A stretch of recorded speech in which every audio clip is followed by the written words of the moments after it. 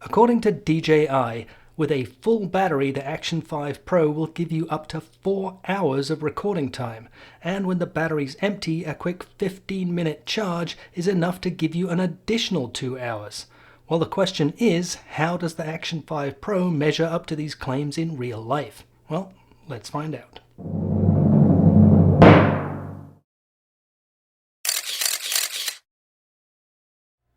One of the most important specifications of an action camera is the battery life. Now, of course, you can always carry spare batteries around with you, but particularly with an action camera, it may not always be practical or even possible to switch out the battery. So obviously you want the battery to last as long as possible.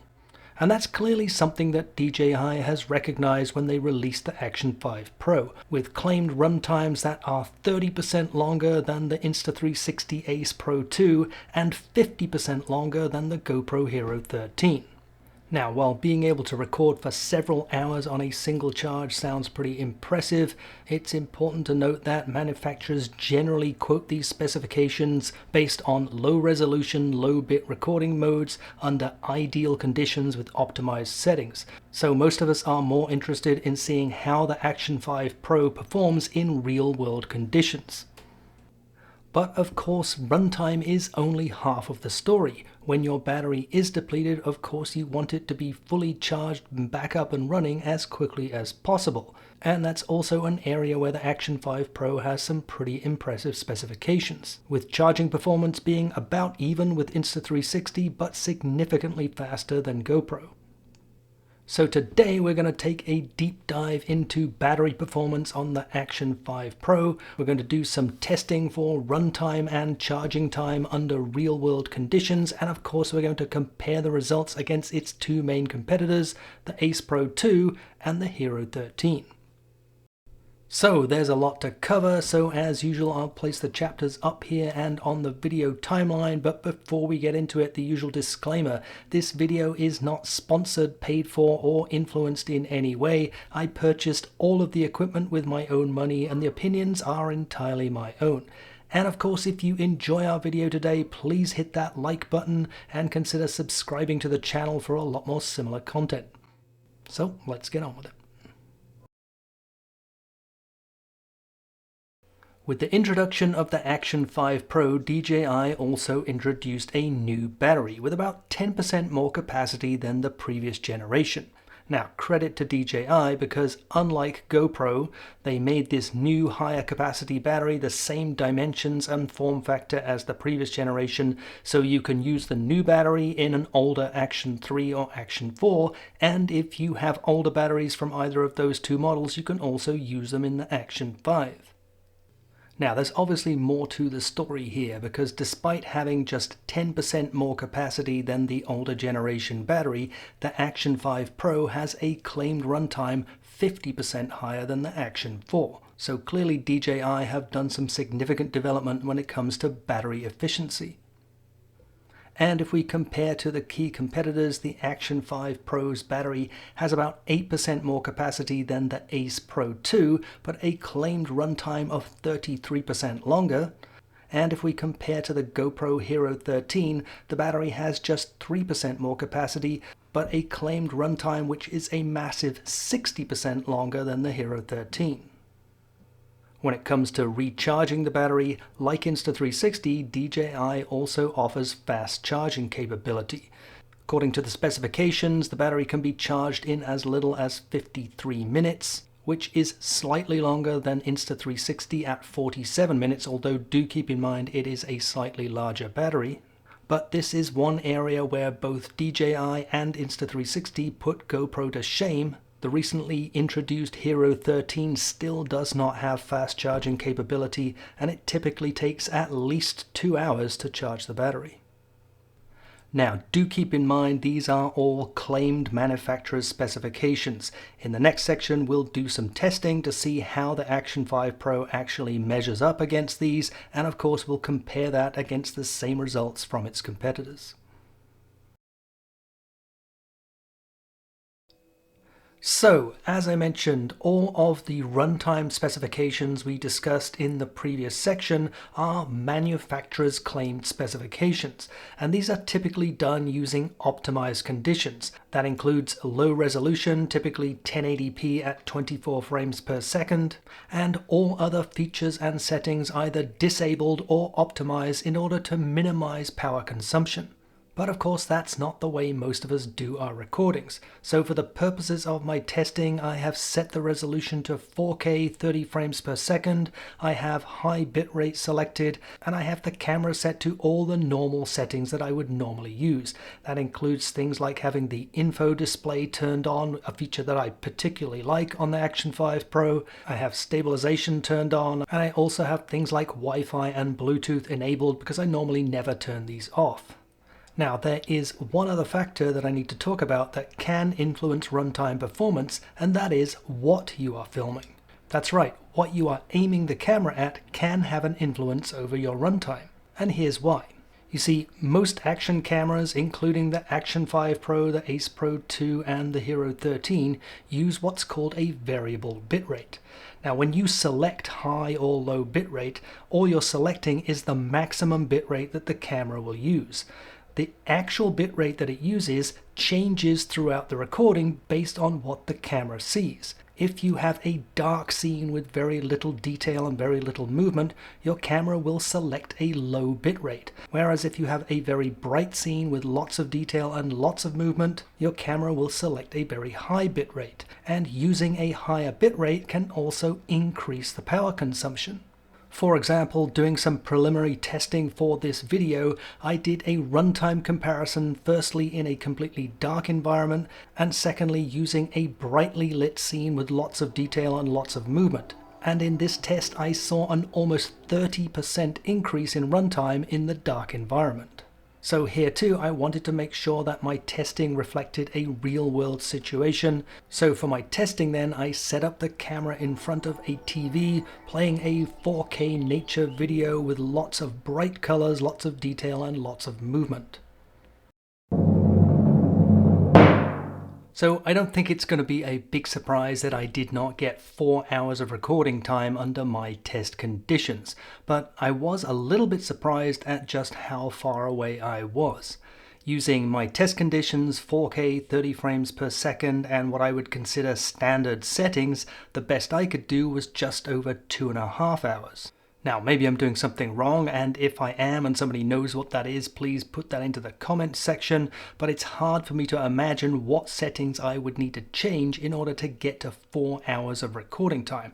And I did try, so I did follow-up tests using 1080p with absolute minimalist settings on the camera. I turned everything off, including stabilization, turned off the screen, turned off Wi-Fi, Bluetooth, I even turned off the voice control, and the best I was able to get out of it was 3 hours and 15 minutes, which is still a long way short of the claimed 4 hours. So, sorry DJI, 4 hours of recording time, I'm not buying it. Now, with that all being said, being able to get 2.5 hours of 4K recording off a single charge is actually pretty impressive, particularly when you compare it to the competition. The closest competitor turned out to be the Ace Pro 2, which using the same settings and conditions managed 1 hour and 40 minutes, a pretty decent runtime, but just 2/3 of the runtime of the Action 5 Pro. And then there's the Hero 13, which once again using equivalent settings and conditions managed a pretty lame 76 minutes of total recording time. Now, as if that wasn't bad enough, the 76 minutes wasn't even achieved during a single run. The run was interrupted twice by instances of overheating, firstly at 35 minutes, then again at just over an hour, and in each instance I had to power off the camera, remove the red-hot battery, and wait about 15 to 20 minutes before resuming the test.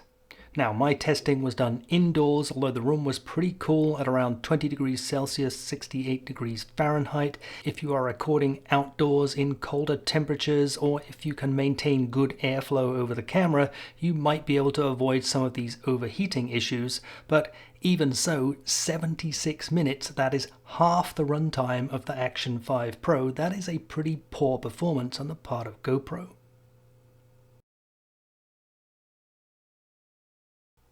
When charging a lithium battery, the charging device follows a certain charging protocol, applying maximum power for the initial part of the cycle, typically up to around 80%, and then reducing the charging power for the final 20% or so, and doing so prolongs the health and life of the battery.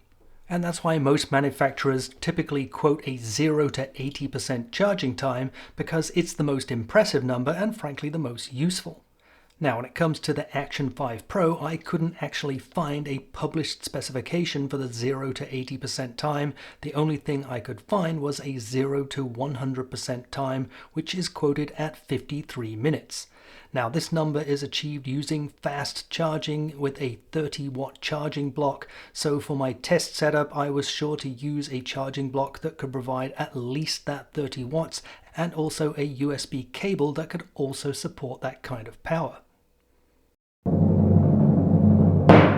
So, were we able to achieve the 53-minute charging time? Well, as it turns out, I was able to completely blow these numbers away. In my testing, the Action 5 Pro charged from 0 to 80% in just less than 22 minutes and was fully charged in just 36 minutes, both extremely impressive results.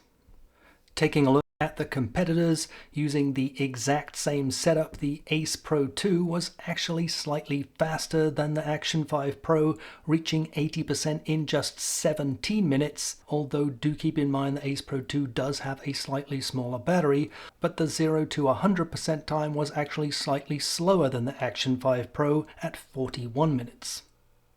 And once again coming in at a distant third is the GoPro Hero 13. Which took an entire hour to get from 0 to 80%, which of course is 3 times longer than the other two.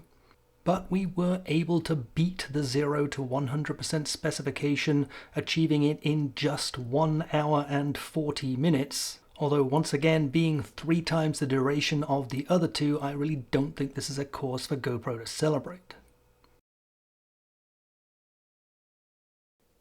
I think the best way to sum up these results is by using a new spec that I'm going to call the record to charge ratio, which is basically how many minutes of recording do you get for each minute worth of charging. Now, that number is going to be different depending on what recording settings you're using, how long you're charging for, and other factors. But if we take the data from these tests, we assume charging from 0 to 100% and then recording at 4K 30 frames per second using pretty much standard conditions. In the case of the Action 5 Pro, we got 151 minutes of recording time for just 36 minutes worth of charging time, so that gives us a ratio of 4.2 to 1. Looking at the Ace Pro 2, we got 98 minutes of runtime for a total of 41 minutes of charging, giving it still a pretty respectable 2.4 to 1 ratio. And then of course there's the GoPro Hero 13, which gave us just 76 minutes worth of recording time for 100 minutes worth of charging time, giving it the dubious honor of being the only state-of-the-art camera that I'm aware of that gives you less recording time than the time it takes to charge the battery. So in the case of the Hero 13, you better be sure to have spare batteries on hand. So when it comes to battery life and charging, I think it's pretty clear that the Action 5 Pro is the winner. It provided exceptional battery life far beyond what the competitors offer, and it offers super fast charging to the point that in some situations you may not even worry about carrying a spare battery with you. As far as the competition is concerned, I think the Ace Pro 2 did a pretty respectable job. Obviously lagging behind the Action 5 Pro considerably when it comes to battery life, but it did make up some ground thanks to its super fast charging. And unfortunately for the Hero 13, I think this is one test that really revealed one of GoPro's key weaknesses. Now, at the beginning of the video, I did mention one other DJI claim for the Action 5 Pro, and that is 15 minutes of charging for 2 hours of recording. Now, I did do some testing on this, but I decided there is so much material here, I'm going to post that as a separate video, and of course that will feature all 3 cameras again. So be sure to subscribe to the channel and remember to hit that alerts button so you can be notified when that video and other similar videos post. So that's going to cover it for another video. I hope you enjoyed it. If so, please remember to give us a like, and do remember to hit that subscribe button for a lot more similar content. If you have any questions, any comments, suggestions for future videos, please drop those into the comments section. Otherwise, thanks for watching.